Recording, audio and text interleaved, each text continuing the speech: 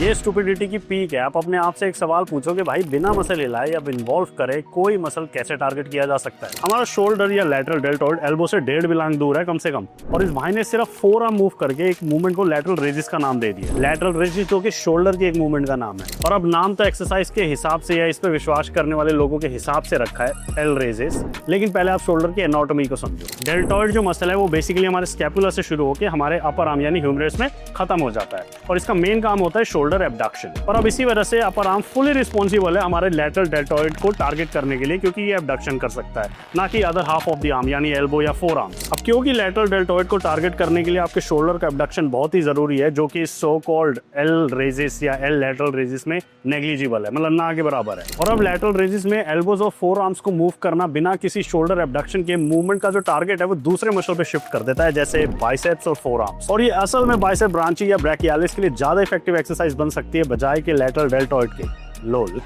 और अब बात करते हैं लिमिटेड रेंज ऑफ मोशन की, जो कि ऑलरेडी ना के बराबर है, लोल अगेन। लेकिन अब मुझे पता है लोग बोलेंगे कि भाई मुझे तो करने से बर्न फील हो रहा है या मेरा शोल्डर पूरा स्क्वीज होता है। Shut up.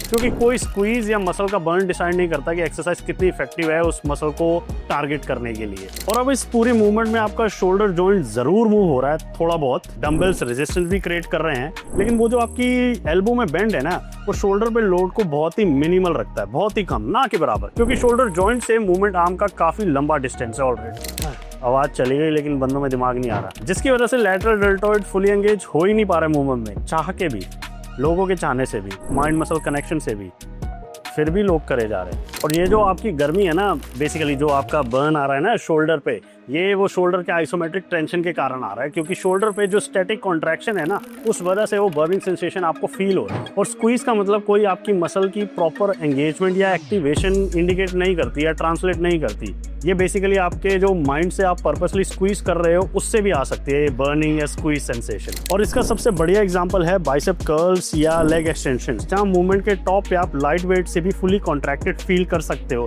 लेकिन इसका ये मतलब नहीं कि मसल प्रॉपर टेंशन में है टू स्टिमुलेट ग्रोथ। और अगर किसी नॉन एल सपोर्टर ने इस मूवमेंट को ट्राई करा है या अगर आप ट्राई करके देखना चाहोगे, तो डंबल्स या लोड का इस पोजीशन में मूव करने से पहले सराउंडिंग मसल जैसे traps, triceps, biceps, rotator cuff, इन सब पे ज्यादा इन्वॉल्वमेंट है आपके लैटरल डेल्टॉइड से। You can even try this now, I will wait. पर मैंने इसे कई अलग अलग तरीके से करके देखा, डिफरेंट लोड भी ट्राई किए, बट लैटरल डेल्टॉइड को छोड़ के बाकी सारी मसल पे जोर पड़ रहा है, खास करके रोटेटर कफ पे या ट्राइसेप्स पे या रियर डेल्ट्स पे। और अब आपके केस में ना इतना टाइम ना है लाडले।